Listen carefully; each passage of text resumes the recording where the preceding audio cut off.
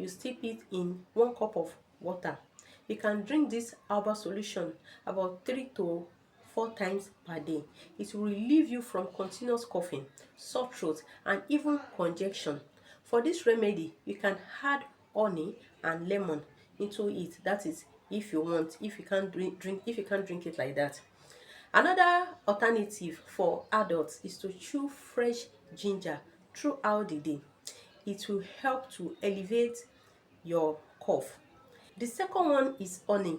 Honey is a long-stand remedy that is easily affordable and accessible as well. So it's worth a try.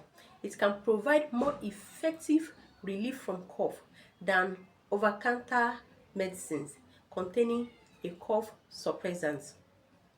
You see, if you have dry cough, it could be relieved by adding honey